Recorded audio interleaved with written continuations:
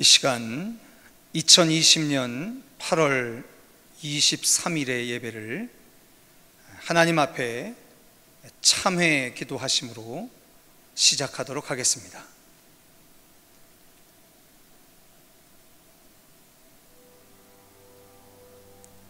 아버지,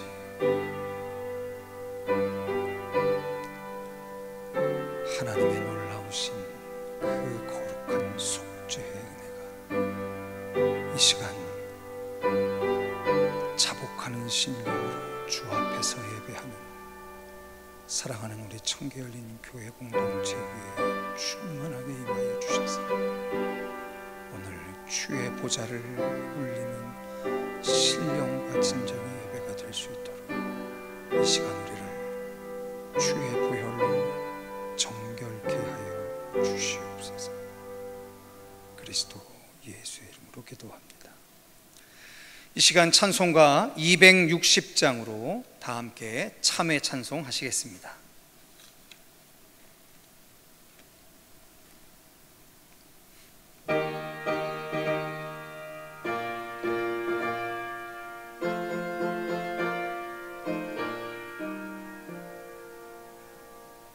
우리를 죄에서 구하시려 주 예수 십자가 지셨으니 기쁘게 부르세 할렐루야. 나 구원 얻었네. 찬송하세 찬송하세 주님 나를 구하셨네. 찬송하세 찬송하세 주가 구원하셨네. 우리를 주께서 구했으니 이전에 행하던 악한 일과 주하고 더러운 모든 죄를 온전히 버렸네. 찬송하세 찬송하세 주님 나를 구하셨네. 찬송하세 찬송하세 주가 구원하셨네. 나 지금 죄에서 사함받아 거룩한 백성이 되었으니 이 육신 장막을 벗을 때도 겁날 것 없겠네. 찬송하세 찬송하세 주님 나를 구하셨네. 찬송하세 찬송하세 주가 구원하셨네. 우리가 이 세상 떠날 때에 예수의 손목을 굳게 잡고 영원히 즐거운 천국에서 주 함께 살겠네. 찬송하세 찬송하세 주님 나를 구하셨네. 찬송하세 찬송하세 주가 구원하셨네. 이 시간 참회 기도하겠습니다. 하나님, 오늘 우리가 상황과 처지를 물어나고 오직 하나님을 예배합니다. 이 시간 우리가 드리는 신령과 진정의 예배로 하나님 한 분만 영광 받으시옵소서. 하나님을 찬송하게 하기 위하여 부름받은 우리, 더불어 우리로 말미암아 세상이 하나님을 찬송케 하기 위하여 부름받은 청계열린 교회가 오히려 하나님의 영광을 가리웠습니다. 우리는 하나님을 찬송하지 않았습니다. 또한 우리 때문에 세상이 하나님을 찬송하게 하지도 못하였습니다. 정말 우리는 하나님 앞에서 완전히 실패하였습니다. 우리를 용서하여 주시옵소서. 그러나 오늘 우리는 참담한 현실을 디딛고 다시 우리를 추슬러 말씀 앞에 서려 합니다. 말씀이 주시는 계시의 은혜를 따라 잃고 있었던 소망의 단초를 발견하는 이 시간 되게 하여 주시옵시고, 우리를 위하여 하나님의 거룩함을 나타내시는 종말론적 소망으로 충만케 하시옵소서. 흩어져 예배하는 성도들의 처소를 하나님의 성령으로 충만케 하시옵시고, 오순절 마가의 다락방에 임하였던 성령의 충만함이 감싸 주시옵소서. 예수 그리스도의 이름으로 간절히 기도하옵나이다. 아멘. 이 시간 찬송가 11장으로 삼위일체 하나님을 찬송하시겠습니다.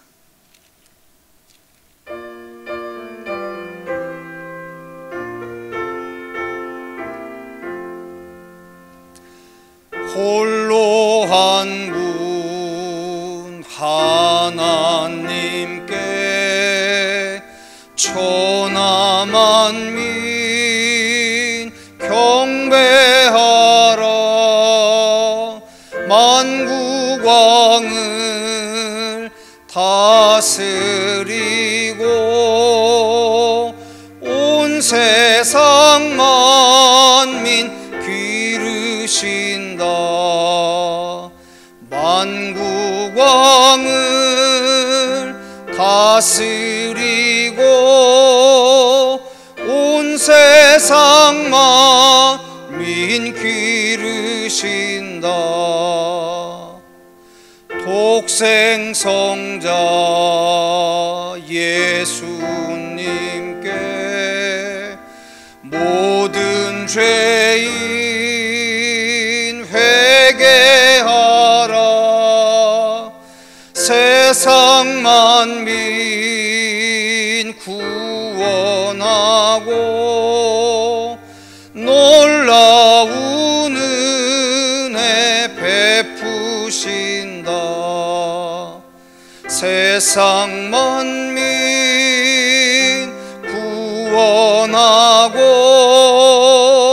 놀라운 은혜 베푸신다. 보혜사 성령님께 모든 삶을 맡기어라. 말씀으로 도우시고 죄악을 이길 힘 주신다. 말씀으로 도우시고 죄악을 이길 힘 주신다. 아멘.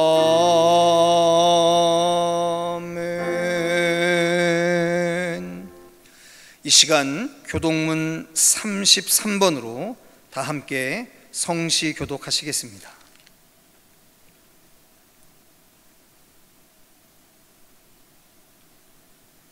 하나님이여, 주의 판단력을 왕에게 주시고 주의 공의를 왕의 아들에게 주소서.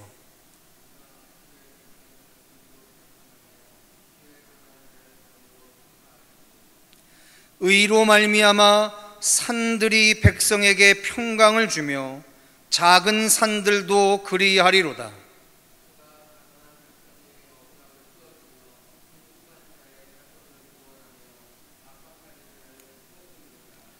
그들이 해가 있을 동안에도 주를 두려워하며 달이 있을 동안에도 대대로 그리하리로다.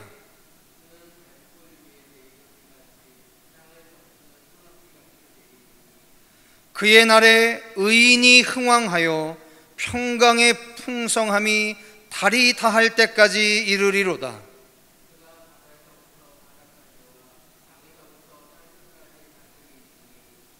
모든 왕이 그의 앞에 부복하며 모든 민족이 다 그를 섬기리로다. 아멘.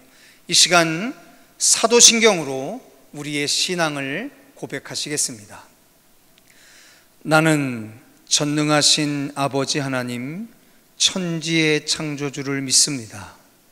나는 그의 유일하신 아들 우리 주 예수 그리스도를 믿습니다.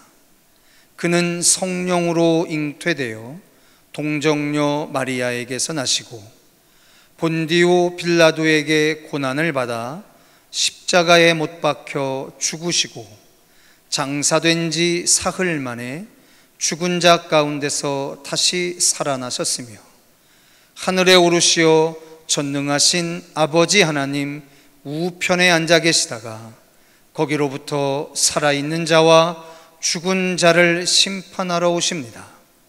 나는 성령을 믿으며 거룩한 공교회와 성도의 교제와 죄를 용서받는 것과 몸의 부활과 영생을 믿습니다. 아멘.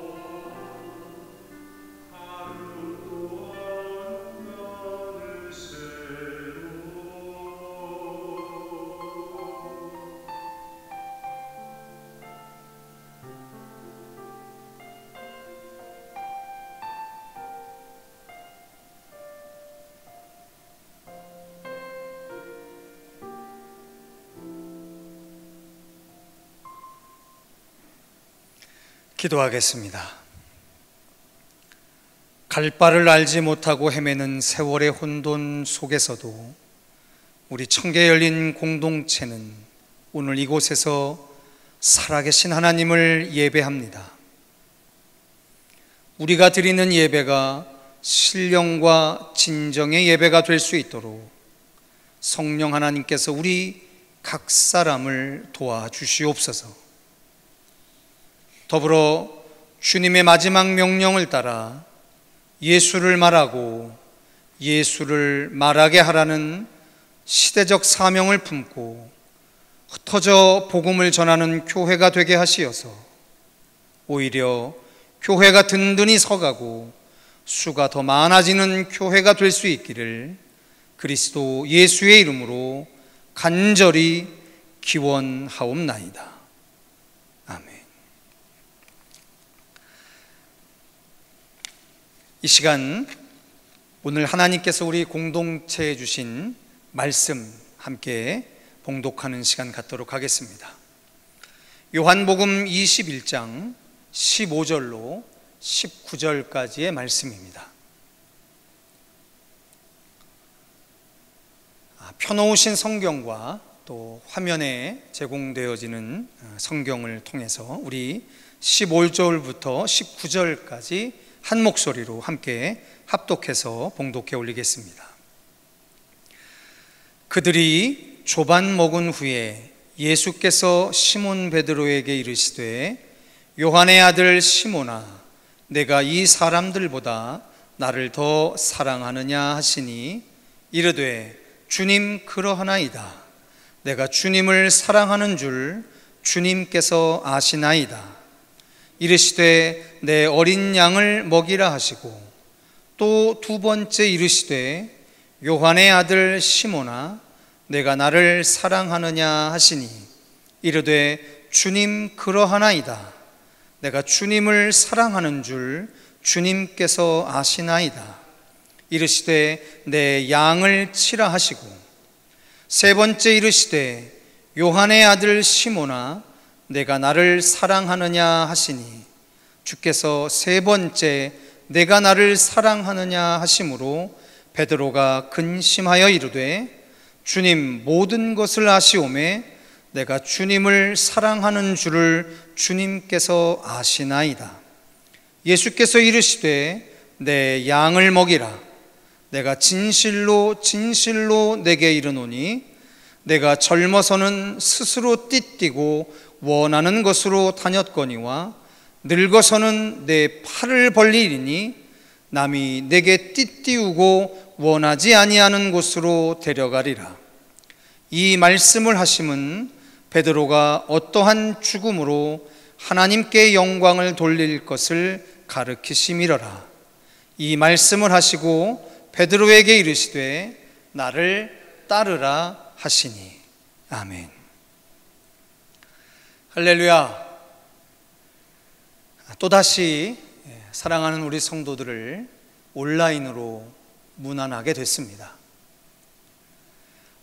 짐짓 예상은 하고 있었지만 갑자기 다가온 이 현실이 여전히 당황스럽기만 합니다. 하지만 우리는 어떠한 상황 속에서도 하나님을 예배할 줄 아는 이미 하나님 안에서 승리한 예배자들이라 믿기에 오늘 온라인으로 예배하는 사랑하는 우리 성도들의 처소 곳곳마다 오직 하나님과 우리 구주 예수 그리스도로 말미암는 은혜와 평강이 가득하실 것을 믿습니다. 저는 특별히 사도행전을 수요일 밤에 강해하면서 한 가지 큰 문제의식을 가지고 우리 성도들과 은혜를 나누고 있습니다. 그 문제의식이 뭐냐면 과연 이 사도행전의 수신자, 즉 이 사도행전을 누가 읽어야 하느냐는 거죠. 만일 이 사도행전을 읽어야 할 수신자가 분명해지지 않는다고 한다면 오늘 우리는 이 사도행전에 기록된 많은 역사적 사건들이 우리에게 직접적인 의미가 돼서 들려지기는 불가능한 일이죠. 만일 이것이 소수의 목회자들을 위한 글이라 한다면 아마 이 사도행전이라고 하는 성경은 수도원에서나 읽혀야 했을 겁니다. 그런데 오늘 사도행전이라고 하는 신약의 역사서가 끊임없이 교회에서 목회자를 통해 성도들에게 들려지는 이유는 이 사도행전의 역사 가운데 드러난 모든 사건의 또 다른 주체가 우리일 수 있다라고 하는 것을 전제하기 때문이라 우리들은 믿고 있습니다. 더불어 말입니다. 오늘 요한복음이 끝나갈 무렵에 마치 부록처럼 붙어있는 이 요한복음 21장에 우리가 너무나도 잘 알고 있는 예수께서 베드로에게 물으시는 내가 나를 사랑하느냐? 라고 하는 이 질문이 오늘 2000년 전 완전한 패배의식 가운데 갈릴리에서 또다시 어부의 생활로 전락한 베드로를 향한 이야기로만 그친다고 한다면 오늘 우리는 이 말씀을 들어야 할 이유가 없을 겁니다. 하지만 오늘 우리가 이 말씀 앞에 우리를 세우는 이유는 이 말씀이 오늘 우리들에게 들려지는 이야기이고 우리들에게 질문되어지는 질문이고 우리들에게 권면되어지는 일이기에 그렇게 믿기에 우리는 또다시 고백 그 이후라고 하는 제목으로 이 말씀 앞에 우리를 세우게 되는 겁니다. 자, 사랑하는 성도 여러분, 사도들은 완전히 실패했습니다. 3년이 넘는 세월 동안 그리스도라 고백하고 그리스도라고 믿으며 그리스도라고 의지하고 따랐던 예수가 골고다 십자가에서 죽으시는 장면을 본 사도들은 이제 완전한 실패자가 됐습니다. 그들의 실패가 얼마나 컸었냐면 오늘 요한복음 21장에는 그렇게 견고해 보였던 12명의 사도 공동체가 가룟 유다의 탈락과 더불어 남겨진 11명의 공동체가 유지되지 못하고 있다라고 기록하고 있습니다. 이 갈릴리 바닷가에 이제는 7명의 사도들밖에 모여있지 않다라고 오늘 우리가 보는 요한복음 21장 2절은 아주 명확하게 기록해주고 있습니다. 성도 여러분, 예수님과 제자들 사이에는 그 어떤 것으로도 다시 메울 수 없을 것 같은 간격이 벌어졌습니다. 거기에서 그치지 않고요, 사도들 간의 결속도 이제는 붕괴되어져 버리고 말았습니다. 시몬 베드로는 더 이상 예수님의 수제자로서 이 11명의 사도 공동체를 이끌 수도 없을 정도로 그의 지도력은, 그의 리더십은 완전히 땅에 떨어지고 말았던 것입니다. 그들은 너무너무 허망했습니다. 그들이 전생애를 걸고 살아왔던 3년 반여간의 세월이 예수님의 죽으심으로 말미암아 완전히 무로, 공허로 돌아가 버리고 말았습니다. 이 공허함을 어떻게 해서라도 극복해 보려고 밤이 맞도록 그물질을 하고 또 그물질을 하고 또 그물질을 했지만 그들은 그 공허함을 어떻게도 채울 수가 없었던 거죠. 왜냐하면 이 공허함을 극복할 수 있는 유일한 수단은 그물질이 아니라 낚시질이 아니라 오직 예수여야만 했기 때문입니다. 그런데 그렇게 참담한 실패감 가운데 전락해 있었던 이미 쪼개진 사도 공동체, 부활하신 예수님이 찾아오신 거죠. 그리고 차마 그 예수님 앞에 고개를 들 수 없을 정도로 완전한 실패를 경험했던 사도 베드로에게 예수님이 질문하시는 겁니다. 자, 그런데 이 예수님이 베드로에게 하는 질문이 참 공교롭게도 한글이 아닌 헬라어로 기록이 되어 있습니다. 그러다 보니까 이 헬라어를 한글 성경으로 번역하는 과정 속에서 차마 다 번역해내지 못한 아주 미묘한 언어들의 차이들이 있었던 거죠. 우리 성도들께서 잘 아시겠지만 예수님과 사도들이 구체적으로 행동하시던 그 시절에 예수님과 사도들이 사용했던 언어는 아람어였었습니다. 그런데 이 아람어로 사역하시던 예수님과 사도 공동체의 일을 예수님이 돌아가시고 난 이후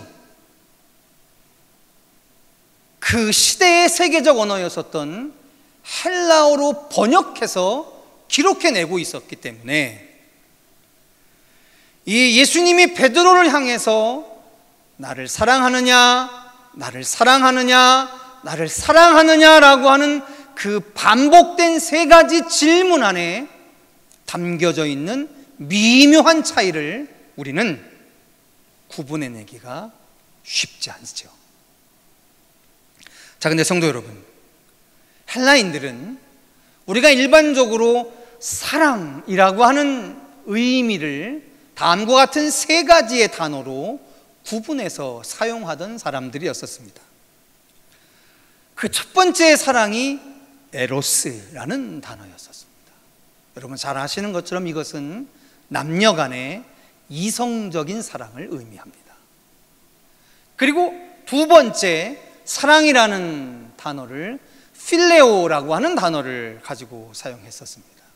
근데 이 필레오라고 하는 단어의 의미는 형제 간의 사랑, 조금 더 확장시키면 인간에 의한 인간에 대한 사랑, 그것을 필레오라고 하는 단어로 사용을 했던 겁니다. 그런데 말입니다, 마지막 한 가지 더 사랑을 나타내는 단어가 있었습니다.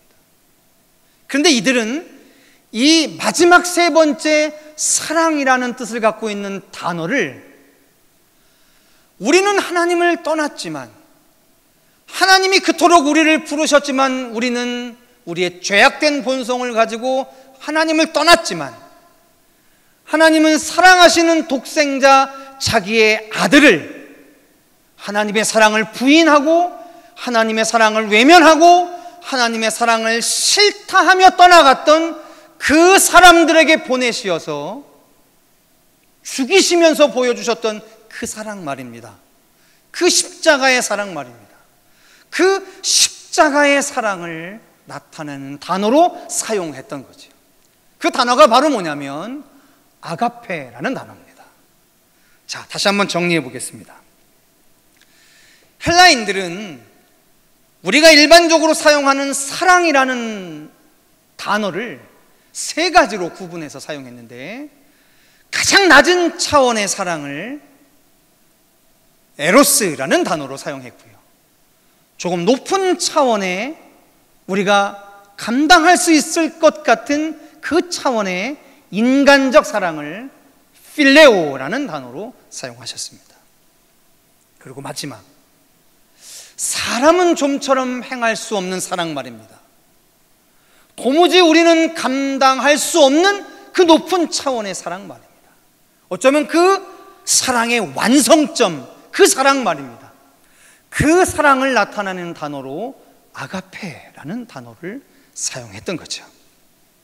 자, 그런데 오늘 예수님께서 완전한 실패를 경험한 베드로에게 다가와서 예수께서 베드로에게 질문하시는 질문 안에 요한의 아들 시몬아, 너는 이 사람들보다 나를 더 사랑하느냐?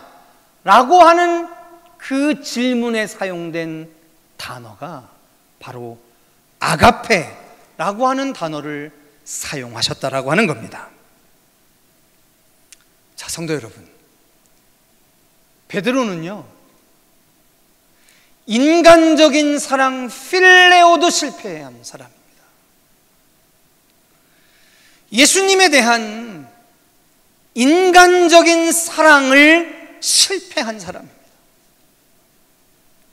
아가페의 사랑은 입에 오르내릴 수도 없을 정도로 이는 예수님에 대한 인간적 사랑 말입니다.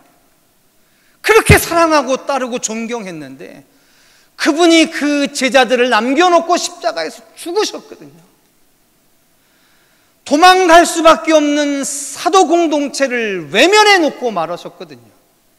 그러니 예수님에 대한 인간적 사랑 필레오도 실패하고 있는 베드로에게 찾아오셔서 묻고 계시는 거예요. 요한의 아들 시몬아, 너는 이 사람들보다 나를 더 아가페 하느냐라고 말입니다.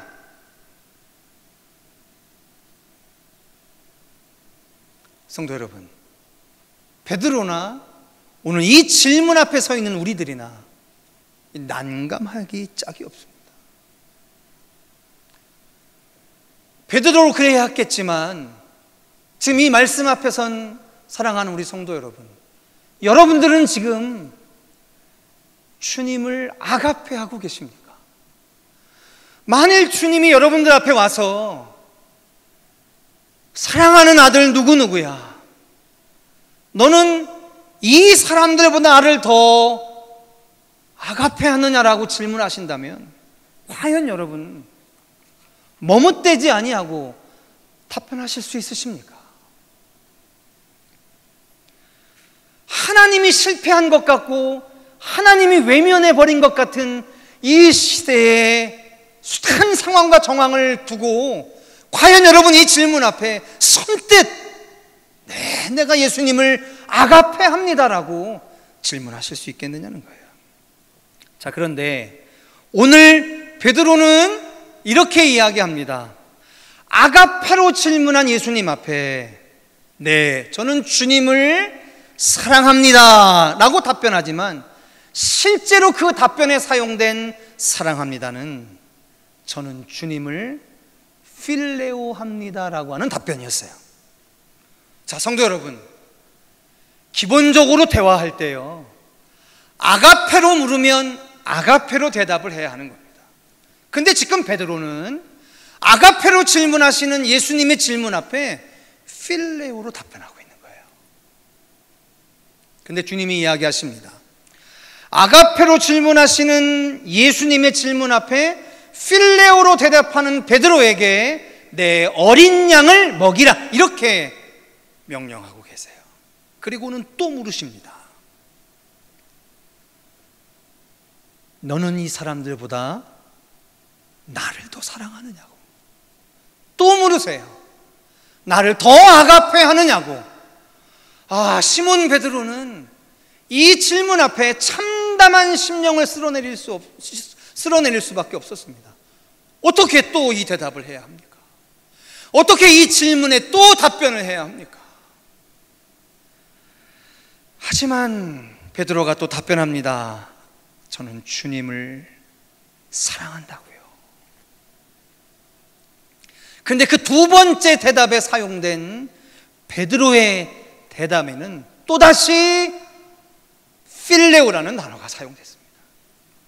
자, 예수님은 지속적으로 묻습니다. 내가 나를 아가페 하느냐고, 내가 이 사람들보다 나를 더 아가페 하느냐라고 계속해서 아가페의 사랑으로 베드로에게 질문하는데, 지금 베드로는 교묘히 주님의 질문에 벗어나서 네, 저는 주님을 필레오 합니다라고 답변하고 있는 거예요. 자, 그 질문의 대답을 또 주님이 받으시고 이야기하십니다. 내 양을 먹이라라고요. 자, 성도 여러분, 우리 같지 않습니까? 아니, 어느덧 하나님을 사랑한다, 주님을 사랑한다, 주님의 생애인 십자가를 사랑한다라고 이야기했던 우리의 사랑의 정체가 필레오의 사랑이라고 하는 것을 깊이 알아가는 우리들의 답변 같지 않습니까? 그런데 그 예수님의 질문의 요지조차도 파악하지 못하고 답변하는 우리들에게 주님은 계속해서 이야기해 주십니다. 내 어린 양을 먹이라고, 내 양을 치라고, 내 양을 먹이라고요. 자, 그리고는요, 마지막 한 번을 더 질문하십니다. 그 질문이 이런 질문입니다. 세 번째 이르시되 요한의 아들 시몬아, 내가 나를 사랑하느냐, 이렇게요. 성도 여러분, 왜 예수님은 똑같은 것만 같은 질문을 세 번이나 반복하실까요? 그런데 희한한 건 이 세 번째 질문을 받은 베드로가 표정이 심각합니다. 성경이 뭐라고 기록해주고 있냐면 근심하여 이르되라고 이야기합니다. 아니, 똑같은 질문의 세 번째에 대한 대답일 뿐인데 왜 베드로는 근심했을까요? 네, 이 사건을 기록한 헬라어 원문을 보면 그 의미를 이해하게 돼요. 이 세 번째 질문에서 예수님이 내가 나를 사랑하느냐라고 하는 그 단어에 갑자기 첫 번째와 두 번째의 질문은 아가페를 사용하시다가 세 번째 질문에 필레오를 사용하세요. 즉, 예수님이 베드로에게 세 번째 내가 나를 사랑하느냐라고 질문하실 때 그 내가 나를 사랑하느냐의 사랑이라는 단어를 아가페가 아닌 필레오로 갑자기 뒤바꿔 버리시는 거죠. 즉, 이 질문에 담긴 의미가 뭘까요? 이런 것 아닐까요? 그래, 베드로야, 내가 너에게 아가페의 사랑을 바랬지만 바랄 수조차 없는 것 같아. 그런데 내가 나를 자꾸만 필레오 한다라고 이야기는 하는데 너 정말 나를 향한 필레오의 사랑만큼은 진짜 하고 있는 거냐? 인간에 의한 인간에 대한 사랑인 필레오 말이에요. 그 필레오라는 사랑은 과연 나한테 해주고 있는 거냐라고 질문하시는 거예요. 성도 여러분, 왜 우리는 인생을 살아가면서 경험하는 게 있지 않습니까? 그렇게 간절하게 사랑하던 사람들과의 관계가 어느 날 어느 순간에 어떠한 특별한 계기를 통해서 그 사람과의 사랑의 관계가 깨지는 것을 우리가 얼마나 많이 봅니까? 여러분, 그렇게 학창시절에 하루도 보지 않으면 죽고 살지 못하던 그 친구들이 여러분 40이 지나고 50이 지나고 환갑이 지나고 칠순이 지나면서 여러분 인생 곁에 과연 몇 분이나 남아 계십니까? 우리는 과연 그 필레오라고 하는 사랑마저도 행할 수 있는 존재냐는 거예요.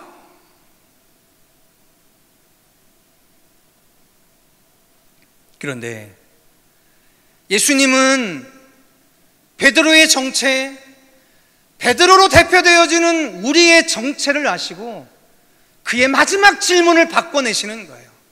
과연 내가 인간적인 사랑, 그 필레오의 사랑은 과연 나한테 해주고 있는 거냐라고 하는 거죠.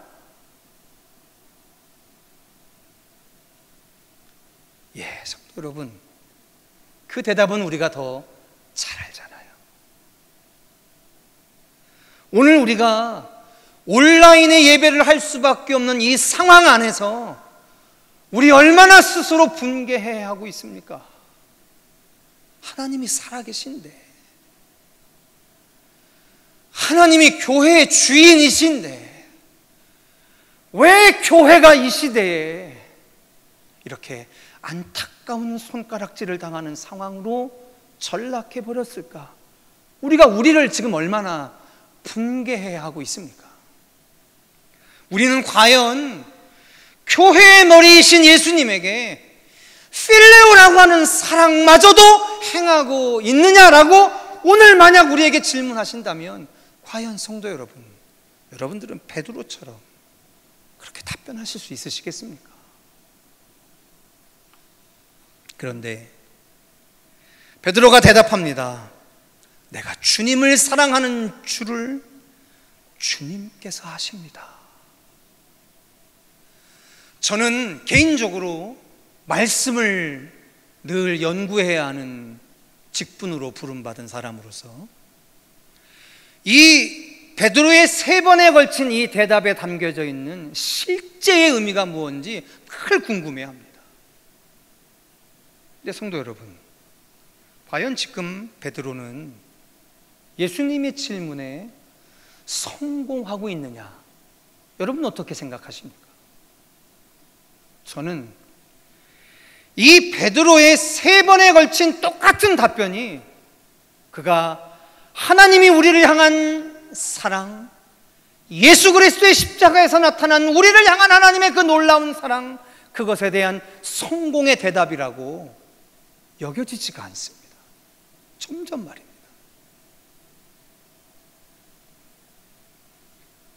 오늘 우리의 인생이 베드로가 행했던 이 성공적인 대답을 감당하는 그 인생으로 끝날 거다라고 그렇게 장담하기가 쉽지 않습니다.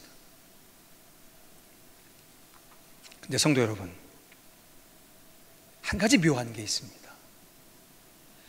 이 3번에 걸친 베드로의 답변을 들으신 예수께서 곧바로 하시는 말씀이 있습니다. 자, 18절에 이렇게 쓰여 있습니다. 내가 진실로 진실로 내게 이르노니 내가 젊어서는 스스로 띠띠고 원하는 곳으로 다녔거니와 늙어서는 내 팔을 벌리리니 남이 내게 띠띠우고 원하지 아니하는 곳으로 데려가리라. 성도 여러분, 오늘 말씀의 제목을 제가 고백, 그 이후로 잡았습니다. 우리는 예수 그리스도를 통한 하나님의 사랑을 처음 경험했을 때 말입니다. 그 첫사랑을 경험했을 때 말입니다. 우리는 예수가 그리스도이시오 하나님의 아들이다라고 하는 그 놀라운 베드로의 고백을 우리의 삶 가운데서도 자신 있게 했던 세월이 있었습니다. 그런데 말입니다, 이 고백이 있고 난 이후 말이에요, 우리는 고백 그 이후에 우리의 삶을 기다리는 하나님의 섭리를 오해했습니다.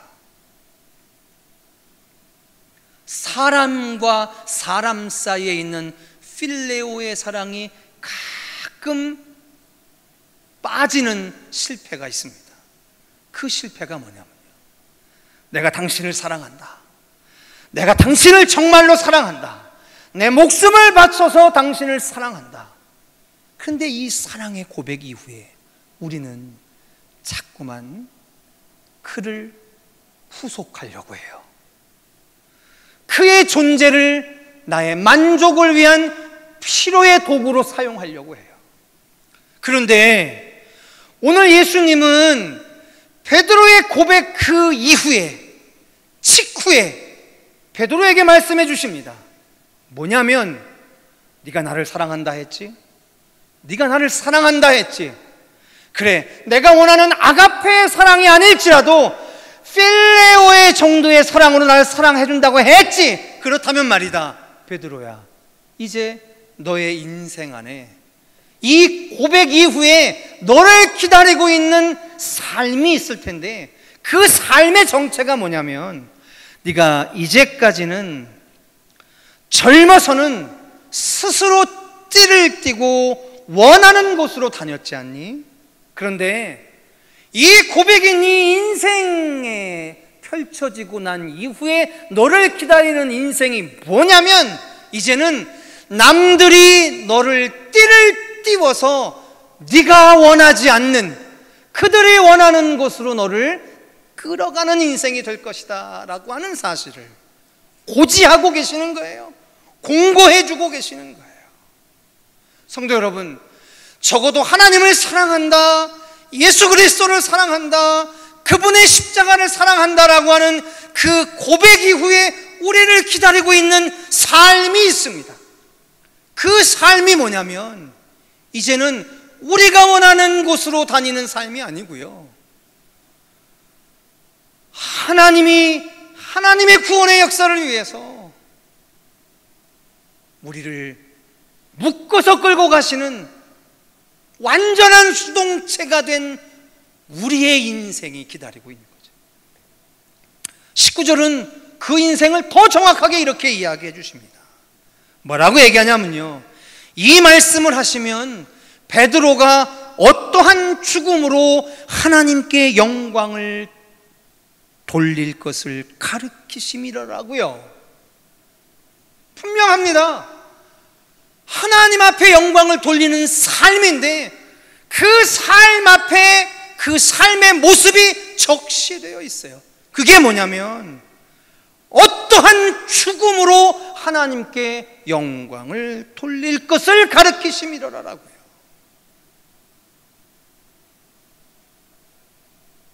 그리고 베드로에게 말씀하세요. 나를 따르라고요. 성도 여러분, 고백이 있고 난 이후에 예수를 사랑한다, 하나님을 사랑한다, 이 땅에 남겨놓으신 거룩한 교회의 십자가를 사랑한다, 그 고백이 있고 난 이후에 우리의 인생 가운데 우리를 기다리고 있는 삶이 명백합니다. 어떠한 죽음으로 하나님의 영광을 나타낼 것인지, 그 삶이 우리를 기다리고 있습니다.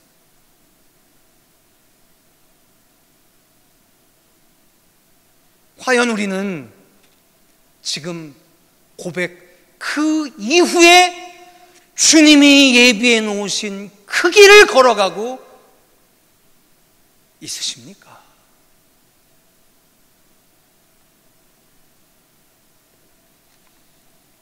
성도 여러분, 몇몇 교회의 일탈로 한국 교회 전체가 매도되어지는 참 참담한 세월입니다. 얼마나 가슴 아프십니까? 얼마나 당황스러우십니까? 얼마나 힘드십니까? 그런데 말입니다, 말씀을 전하는 저나 그 말씀을 듣는 자로 서 계신 사랑하는 우리 성도들의 모든 삶 안에는 예수를 사랑한다라는 그 고백의 세월이 있지 않았었습니까? 그런데 우리는 그 고백 이후에 우리를 기다리고 있는 삶에 대해서는 의도적으로 눈 감고 귀 막고 그렇게 살아오지는 않았습니까?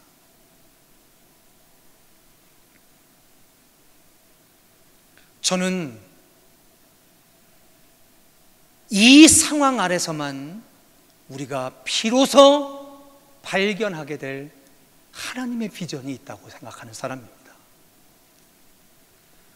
우리가 무언가 하나님의 나라를 위하여 할 수 있는 모든 기대치가 무너지고, 다 무너진 것 같은데 또 무너지고, 다 무너진 것 같은데 또 무너지고, 다 소멸된 것 같은데 또 무너지는 그 바닥과 바닥의 바닥과 바닥의 바닥과 바닥 같은 상황이 되었을 때 우리가 비로소 생각하게 될 분명한 하나님의 구원의 섭리가 있다라고 믿는 사람입니다. 이 이야기가 이미 우리보다 더 먼저 하나님 나라를 실패했던 이스라엘에게 수많은 선지자들을 통해서 하나님이 보내주셨던 일관된 메시지였었습니다. 우리 다 같이 화면을 참조하셔서 에스겔서에 나오는 말씀 한 구절을 함께 읽어보시도록 하겠습니다. 같이 읽겠습니다. 시작. 여러 나라 가운데서 더럽혀진 이름, 곧 너희가 그들 가운데에서 더럽힌 나의 큰 이름을 내가 거룩하게 할지라. 내가 그들의 눈앞에서 너희로 말미암아 나의 거룩함을 나타내리니 내가 여호와인 줄을 여러 나라 사람이 알리라. 주 여호와의 말씀이니라 라고요. 사랑하는 성도 여러분, 사람이 하나님 앞에 드릴 수 있는 모든 공로의 행위들이 완벽하게 의미 없어지는 시간이 우리에게 있을 수 있습니다. 우리가 아무리 몸부림쳐도 늪처럼 우리가 빠져나올 수 없는 곤고함으로 빠져드는 그러한 참담한 세월이 우리에게 얼마든지 다가올 수 있습니다. 그런데 말입니다, 그 세월 한가운데에서 우리가 오늘 피처럼 기억해야 할 계시의 말씀이 있습니다. 그게 바로 뭐냐면, 너희들이 더럽힌 그 이름 말이에요. 우리들이 더럽힌 그 이름 말입니다. 그런데 그 이름을 하나님이 뭐라고 이야기하시냐면, 내가 너희를 위하여 내 거룩함을 세상에 나타내시겠다라고 하는 겁니다. 우리의 희망이 여기에 있는 거죠. 고백 그 이후에 우리에게 남겨진 죽음과도 같은 하나님의 영광을 나타내는 그 길에서 절대로 낙오하지 말고, 절대로 중단하지 말고 살아가야 할 가장 강력한 소망의 이유가 어디에 있냐면, 정신 차린 우리로부터 그 무엇이 갱신되어지는 것이 아니고요, 우리의 소망이 애시당초부터 하나님이 당신의 이름을 우리를 위하여 역사 가운데 거룩하게 하시는 그분의 일하심에 소망이 있는 거지 않습니까? 부디 말입니다. 부디 말입니다. 여러분, 흩어져 주가 보내신 그 사명의 자리에서 말입니다, 고백 그 이후에 우리를 기다리고 있는 삶 말입니다. 어떤 죽음으로 하나님의 영광을 나타내게 해야 하는지에 대한 그 거룩한 십자가의 사명감 잃지 마시고요, 세상 앞에 낙담하지 마시고요, 그렇게 각자의 자리에서 승리하시는 저와 여러분 되실 수 있기를 주님의 이름으로 축원합니다. 기도하겠습니다. 사랑하는 주님, 감사합니다. 고맙습니다. 우리는 하나님을 사랑합니다. 하나님을 사랑합니다. 하나님을 사랑합니다. 이 고백만큼은 빼앗길 수 없는 인생들입니다. 이제 빼앗길 수 없는 그 고백을 가지고 살아가는 우리들의 삶을 오롯이 기다리는, 죽음과도 같은 하나님의 영광을 나타내는 그 인생의 길에서 부디 낙오하지 아니하고 절망하지 아니하고 끝까지 승리해내는 우리 청계 열린 교회, 거룩한 하나님의 사람들 되게 하여 주시옵소서. 그리스도 예수의 이름으로 간절히 기도하였사옵나이다. 아멘. 이 시간 찬송가 52장 찬송하시면서 준비한 예물 하나님 앞에 올리시겠습니다.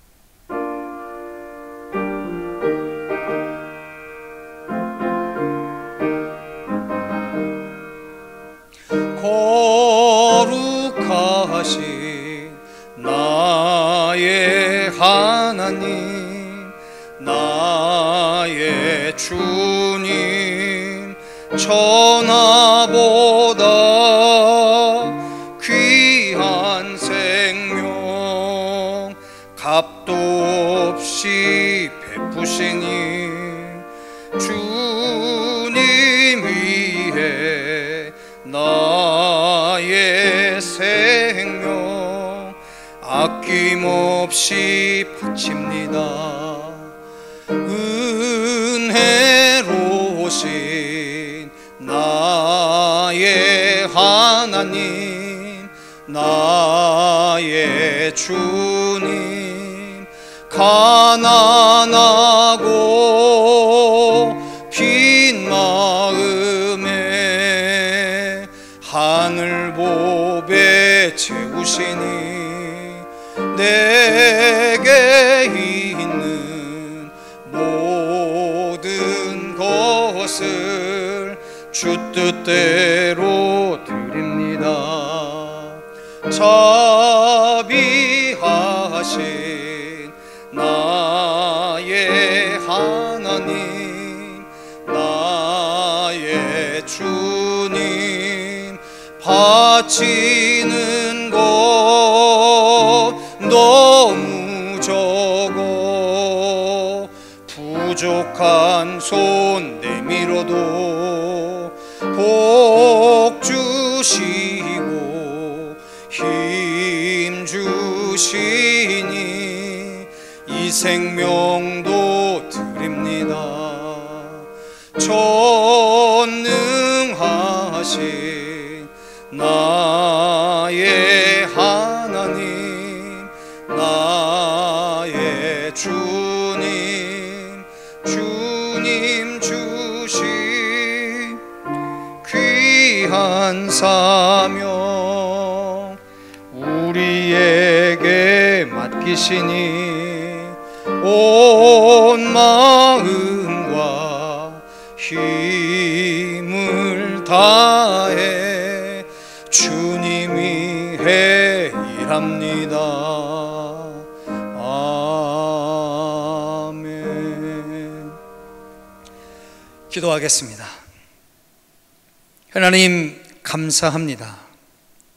이러한 상황 속에서도 우리에게 일용할 양식을 주시고 세상을 균등케 하시는 하나님의 섭리를 따라 섬기는 자의 사명을 잃지 않으며 오늘도 하나님 앞에 드리는 것에 풍성한 심령과 손길되어 살게 하심을 감사드립니다. 이 모양 저 모양의 소망을 품고 하나님께 구분하여 드리는 예물을 기뻐 받아주시옵시고 우리 성도들의 사업장과 직장 모든 도모하는 일들 위해 한량없는 은혜를 베풀어 주시옵소서. 무엇보다도 이 세월 성령이 주시는 한없는 위로가 사랑하는 우리 성도들의 가정과 사업장 위에 충만하게 하여 주시옵시며 낭망하지 않고 성령 안에서 주시는 소망 가지고 끝내 승리하게 하여 주시옵소서. 막혀있는 일들을 향해 지금 애받아 명령하시어 열려지게 하여 주시옵시고 쓰러져 낙담하고 있는 일들을 향하여 달리다 군 명령하시어 회복되는 새 창조의 역사가 임하게 하여 주시옵소서. 사랑하는 주님, 비상한 시국을 만나 온라인으로 헌금합니다. 이 상황 속에서도 드리려는 우리의 마음들이 상하지 아니하고 이전보다 더 큰 사모하는 심령으로 온라인으로 헌금하는 우리 성도들을 주님 축복하여 주시어서 그들의 모든 헌금의 절차들 위에 원활케 하시는 하나님의 도우심이 가득하여 주시옵소서.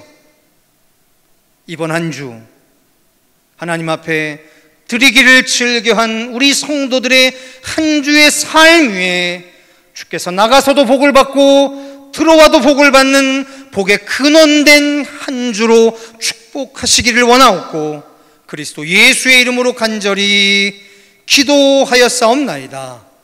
아멘. 할렐루야. 감사합니다. 이 시간 교회 소식을 잠깐 전해드리도록 하겠습니다. 지난 주간에 걸쳐서 목회서신 8번째와 9번째를 통해서 우리 성도들에게 간곡한 당부의 말씀을 드렸습니다. 오늘 한국교회 또 우리 청계열린교회의 상황이 늘 고민하고는 있지만 잘 호전되어지지 않고 있습니다. 코로나19라고 하는 전염병도 언제 다 해소가 될지 차마 기대하기도 힘들어져 갑니다. 성도 여러분, 제가 말씀에서도 잠깐 언급해 드렸던 것처럼 우리에게 특별한 수단이 있겠습니까? 특별한 방법이 있었겠습니까? 다만 말씀 앞에 말씀이 주시는 인도함 따라 성령의 도우심으로 그렇게 오늘 하나님 앞에 붙들려 있는 것 말고는 할 수 있는 것이 무엇이 있겠습니까? 하지만 제일 미련한 것 같고 제일 느린 것 같은 우리의 이 소망의 행동들이 결국 우리를 하나님 앞에 형통케 하시는 가장 강력한 믿음이 될 거라 저는 믿고 있습니다. 우리 성도들께서 결코 낭망하지 말고 이 힘든 세월 믿음으로 함께 승리해 나가실 수 있도록 우리 목회자들은 배후에서 기도하고 예배를 소홀치 않으며 그렇게 섬기도록 하겠습니다. 특별히 정부의 권고사항에 따라 8월 30일 주일까지는 모든 예배를 온라인으로 진행하게 될 거고요. 우리 성도님들께서는 모든 예배들을 청계열린교회라는 글자를 치시면 유튜브 채널을 통해서 기존의 예배 시간과 동일하게 예배 드리실 수 있도록 그렇게 조치하도록 하겠습니다. 이번 주간을 제외하고 다음 주간서부터는 이 주일에 1부와 2부 예배도 기존의 시간에 동일하게 유튜브로 예배하실 수 있도록 그렇게 조치하겠습니다. 여러분 꼭 참조해 주시고요. 특별히 우리 청계열린교회가 이 시대에 맡겨진 사명을 위해서 여러 가지 재정적인 필요가 있습니다. 참으로 원활치 않은 상황이지만 우리 성도들께서 온라인 헌금으로 그리고 어제 보내드린 목회서신 9번째 내용대로 이 온라인이 영 원활치 않으시면 우리 교구 목회자들에게 전화하셔서 도움을 받으셔서 이 헌금 생활에도 결코 불편함이 없고 그렇게 소홀함이 없도록 수고해 주시고 애써 주시면 감사하겠습니다. 사랑하는 성도 여러분, 늘 감사합니다. 고맙습니다. 우리가 비록 온라인으로 만나지만 이 만남 안에도 하나님의 성령이 역사하실 것을 믿습니다.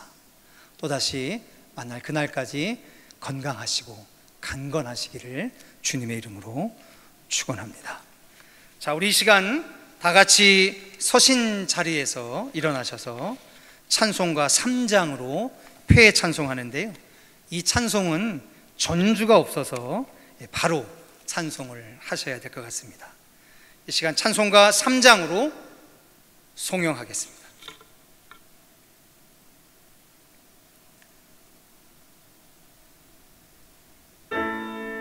무성자와 성령 찬송과 영광 돌려보내세. 태초로 지금까지 또 영원 무궁토록 성삼위께 영광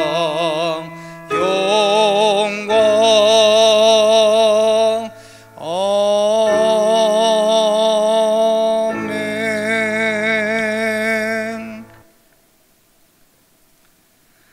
지금은 우리 구주 예수 그리스도의 한량없는 은혜와